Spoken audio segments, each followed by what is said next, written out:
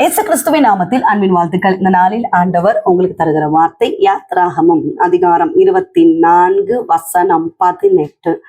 மோசே மேகத்தின் நடுவிலே பிரவேசித்து மலையின் மேல் ஏறி இரவும் பகலும் 40 நாள் மலையில் இருந்தார். பிரியமானவர்களே, உபவாச ஜெபத்தினால் கிடைக்கக்கூடிய நன்மை ஆசீர்வாதங்களை குறித்து நம்ம பார்க்க போகிறோம். 40 நாட்கள் தேவ சமூகத்தில் இருந்த இந்த மோசே உபவாசித்து காத்திருக்கிறதுனால கர்த்தருடைய மகிமை இறங்கி வருகிறதை நம்ம பார்க்கிறோம்.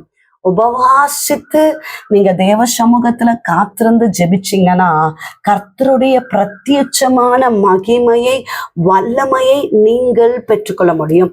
யாத்ராகமம் 24வது அதிகாரம் 15 வாசிக்கும் போது, மோசே மலையின் மேல் ஏறின போது ஒரு மேகம் மலையை மூடிற்று. கர்த்தருடைய மகிமை கர்த்தருடைய மகிமை கர்த்தருடைய மகிமை சீனாய் மலையின் மேல தங்கியிருந்ததா. மேகம் 6 நாள் அதை மூடி இருந்தது.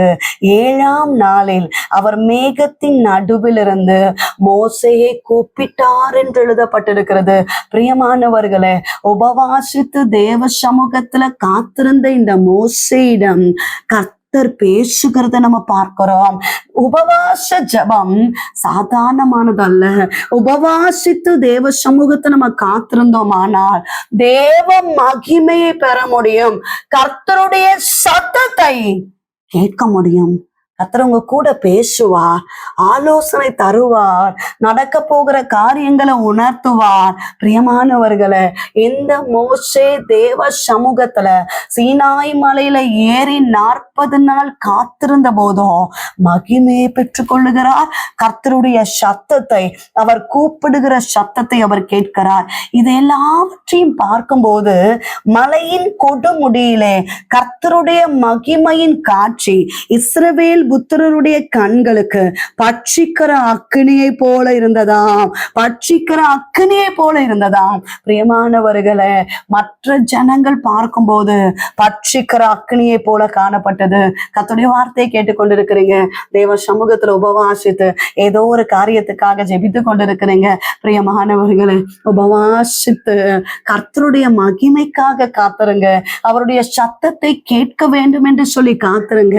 நிச்சயமாய் அந்த மகிமை வந்தாலே, அந்த மகிமையை நீங்கள் பெற்றுக்கொண்டாலே உங்க சூழ்நிலை மாறும், உங்க பிரச்சனை மாறும், உங்க போராட்டம் மாறும், உங்க பலவீனம் மாறும். அப்பாவுடைய சத்தத்தை நீங்கள் கேட்டாலே உங்க எல்லா சூழ்நிலையுமே மாறுமே.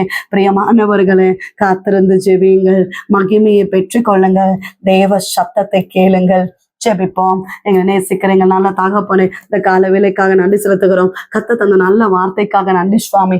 உபவாசித்து தேவ சமூகத்தில் காத்திருந்த மோசே தேவ மகிமையை பெற்றுக்கொண்டார். கர்த்தருடைய சத்தத்தை கேட்டார் என்று நாங்கள் பார்த்தோமே.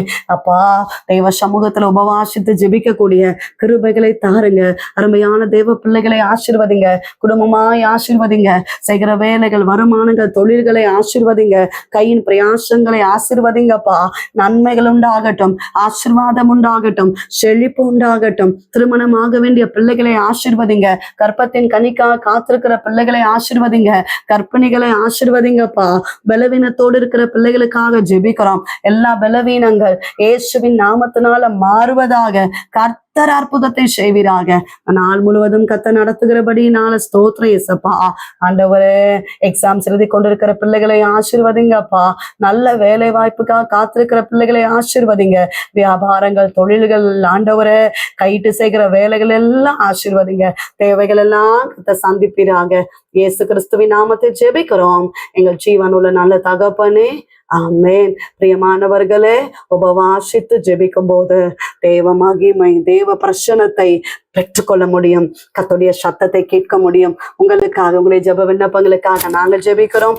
நீங்களும் எங்களுக்காக, இந்த ஊழியங்களுக்காக ஜெபித்துக் கொள்ளுங்கள். டிவோஷன் மூலமாய் உங்களோடு ஆண்டவர் பேசுகிறதை பகிர்ந்து கொள்ளுங்கள். இந்த வார்த்தை அநேகருக்கு பிரயோஜனமா இருக்கும் என்றால் அநேகருக்கு ஷேர் பண்ணுங்க. God bless you.